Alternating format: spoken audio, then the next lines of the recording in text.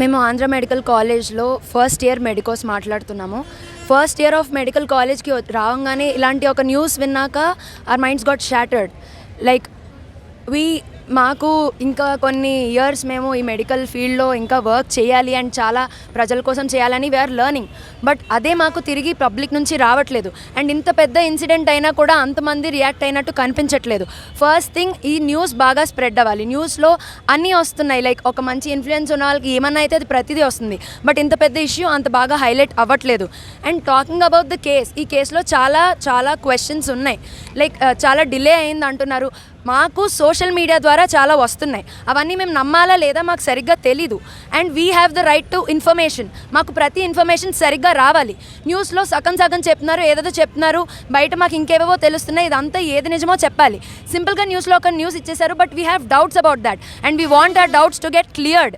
అసలు like one man can't do this is what we all feel. Justify how one man did this మాకు చెప్పండి. And why ఆ డాక్టర్కి psychological problem ఉందని, అది సూసైడ్ అని, ఇదంతా ఎందుకు చెప్పాలని అనుకున్నారు. ఇది వాళ్ళు చెప్పారనేది మాకు ఖచ్చితంగా తెలుసు. ఆ ఖచ్చితంగా తెలిసిన దాని గురించి అడుగుతున్నాం, ఎందుకు చెప్పాలని అనుకున్నారు. If she is mentally retarded, why she given like why she put on 36 hour duty. ఇలాంటి చాలా క్వశ్చన్స్ ఆల్రెడీ జరిగిన వాటి గురించి మేము అడగచ్చు. And coming to the main point, ఇప్పుడు మేము చేసే ఈ ప్రొటెస్ట్స్ అన్నీ కూడా యాక్చువల్ అక్యూజ్డ్కి పనిష్మెంట్ రావాలి. ఇది మళ్ళీ జరగకుండా ఉండాలంటే వీ డోంట్ నో. చాలాసార్లు ఇలా ప్రొటెస్ట్ అయ్యాయి, చాలాసార్లు న్యాయం వచ్చింది, రాలేదు, చాలా అయ్యాయి. బట్ వీ డోంట్ నో ఫ్యూచర్లో ఇవి ఇంకా ఆగలేదు, ఇవి ఇలా కొనసాగుతూనే ఉంటున్నాయి. ఒకటి, ఇంత ఇష్యూ అంత బ్రూటల్గా తప్పు ప్రతి ఒక్కడు చేయగలడు, కానీ ఎవడికి అయితే చేసినా వాడికి ఏం శిక్ష పడదు అనే ధైర్యం ఉంటుందో వాడే ఇంత దారుణానికి చేయగలడు. And we want to know who supported him. మాకు ఒక అక్యూజ్ని చూపించారు, సంజయ్ రాయ్, తనే చేశాడని చెప్తున్నారు. ఓకే, ఇఫ్ ఈ యాక్చువల్లీ డిడ్ ఇట్, తనకి ఏదో పోలీస్ ఇన్ఫ్లుయెన్స్ ఉందని చెప్తున్నాడు.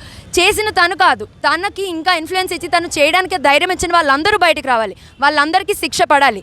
That is how we are gonna stop this. ఎవరైతే సపోర్ట్ చేస్తున్నారో అదే. ఇది ప్రతిదీ కూడా రూట్ కాజెస్ కరప్షన్.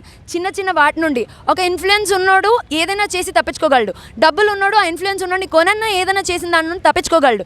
కరప్షన్ ఆగితే everything will stop. And going more into the roots, ప్రతి ఒక్కరికి సరైన క్యారెక్టర్ ఇన్స్టిల్ చేయాలి. చిన్నప్పటి నుండి సరిగ్గా చెప్పి నేర్పిస్తే ఖచ్చితంగా ఎవ్రీథింగ్ విల్ స్టాప్. చిన్నప్పటి నుండి ఐ డిమాండ్, చిన్నప్పటి నుండి ప్రతి ఒక్క స్కూల్లో లెట్ ఇండియా బీ సెక్యులర్గా ఉంటున్నాయి. ప్రతి ఒక్కరిని వాడి రిలీజియన్ గురించి ఏం నేర్పిస్తుందో చెప్పాలి. అలా చెప్పి సరిగ్గా నేర్పిస్తే they wouldn't come to do such acts. And ఇది చేసినందుకు అంత ధైర్యం ఇచ్చే వాళ్ళని ఖచ్చితంగా ఆపాలి. సో మాకు ప్రాపర్ ఇన్వెస్టిగేషన్ జరిగి, అసలు ఒక అమ్మాయికి ఇంత అన్యాయం జరిగితే ఏ మాబ్, ఏ పబ్లిక్ వచ్చి ప్రొటెస్ట్ చేసే వాళ్ళకి అగేన్స్ట్గా వస్తుంది? ఇదేమన్నా చాలా నార్మల్ విషయంలా కనపడుతుందా? మాకు క్లియర్గా కనపడిన వాటి గురించి ఆలోచిస్తేనే ఇది చాలా పెద్ద నెక్సెస్ ఉన్నట్టు మాకు అనిపిస్తుంది. So we are questioning, we want answers for each and every question and we want changes. Pornography should be banned, totally banned. Porn చూసి ప్రతి ఓడు ఇలాంటి హత్యలు చేస్తున్నాడు అనట్లే, కానీ చేసిన ప్రతి ఓడు చూసినోడే అవుతున్నాడు. So this has to be banned. Character సరిగ్గా ఇన్స్టిల్ అవ్వాలి చిన్నప్పటి నుండి. లైక్ ఒక ఎడ్యుకేషనల్ ఇన్స్టిట్యూషన్ ర్యాంకుల కోసం ప్రతి ఒక్క స్టూడెంట్కి సెపరేట్గా మెంటర్ని పెట్టి చక్కగా చెప్తున్నారు. అలా ఒక మంచి కంట్రీ కోసం ప్రతి ఒక్క స్టూడెంట్కి ఒక మెంటర్ని పెట్టి సరైన టీచింగ్స్ ఎందుకు ఇవ్వట్లేదు? ఇదంతా కూడా మన సిస్టమ్ చేయాల్సిందే. మన సిస్టంలో ఉన్న తప్పుల వల్ల ఇది ఖచ్చితంగా చాలా మటుకు జరుగుతుంది. And we want justice in this regard. Like ప్రతి రూట్ కాజ్ నుండి అక్యూజ్డ్కి శిక్ష పడాలి. ఈ అన్నీ కూడా మా demands. If any of this is not getting satisfied, we want get justice in the future. ఖచ్చితంగా అలా రిపీట్ అవుతూనే ఉంటాయి. సరైన కాజ్ మీద యాక్ట్ చేయాలని కోరుకుంటున్నాం. Thank you.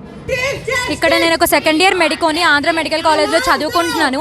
మేము 1 వీక్ నుండి ప్రొటెస్ట్ చేస్తున్నాము ఆర్జేకర్ మెడికల్ కాలేజ్లో సెకండ్ ఇయర్ రెసిడెంట్ మీద జరిగిన రేప్ అండ్ మర్డర్ కేసు గురించి. అండ్ ఇది is the 7th day of the protest, still it continues. ఏంటంటే అందరూ డాక్టర్ మీద చేశారు కాబట్టి మీరు రెస్పాండ్ అవుతున్నారా ఇలా అడుగుతున్నారు. ఇది ఓన్లీ డాక్టర్ ఇష్యూనే కాదు, ప్రతి అమ్మాయి మీద జరగకూడదు. ఏ అమ్మాయి మీద ఇది జరగడం అనేది ఇట్స్ నాట్ యాక్సెప్టబుల్ థింగ్. ఇది ఒక అమ్మాయి మీద జరగడం ఒక సొసైటీ ఫెయిల్యూర్గా చూడొచ్చు మనం దీన్ని. అండ్ నిర్భయ కేసు చూసాము, అప్పుడు తన డ్రెస్ ప్రొవోకేటింగ్గా ఉంది అని చెప్పి తన మీద బ్లేమ్ వేయడానికి ట్రై చేశారు. నెక్స్ట్ దిశ కేసుకు వచ్చినప్పుడు అయితే మిడ్ నైట్ ఎందుకు తిరుగుతున్నారు అని మళ్ళీ ఆ అమ్మాయి మీదే బ్లేమ్ వేయడానికి చూశారు. నెక్స్ట్ ఈ కేసుకి వస్తే వాట్ షీ హ్యాస్ డన్, తను తప్పేముంది, తనకు వర్క్ చేసుకుంటుంది, నైట్ డ్యూటీకి వెళ్ళి వర్క్ చేయడం కూడా తప్పు అంటే కరెక్ట్ కాదు కదా. కొంతమంది తన సెమినార్ రూమ్కి ఎందుకు వెళ్ళింది అంటారు. 36 hours లాంగ్ షిఫ్ట్లో ఒక చిన్న న్యాప్ తీసుకోవడానికి కూడా మాకు హక్కు లేదా అని నేను అడుగుతున్నాను. ఏ ప్రొఫెషన్లోనూ 36 hours కంటిన్యూస్ షిఫ్ట్ చేయరు, కేవలం డాక్టర్స్ మాత్రమే చేస్తారు. అండ్ ఒక ఉమెన్ అనే వాళ్ళు బయటకు వచ్చి ధైర్యంగా వర్క్ చేయాలి అంటే ఇలాంటి ఇన్సిడెంట్స్ అన్నీ జరగకూడదు.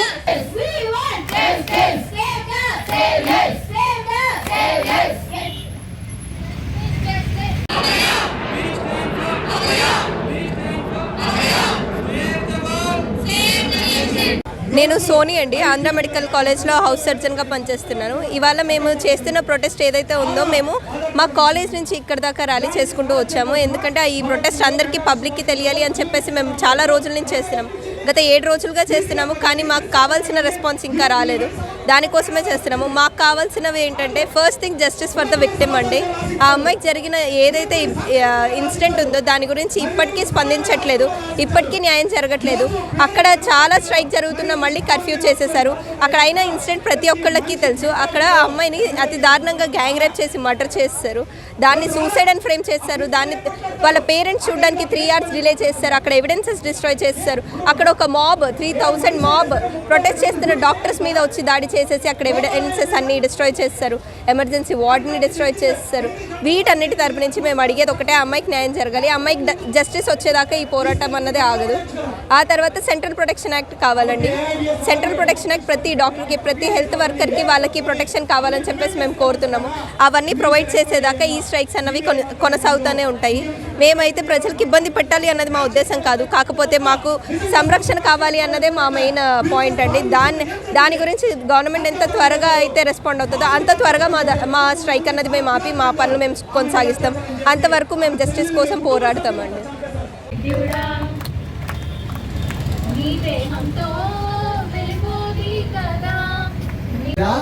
లక్షలాది మంది ప్రాణాలు కోల్పోయి రోడ్డు విలువలాడితే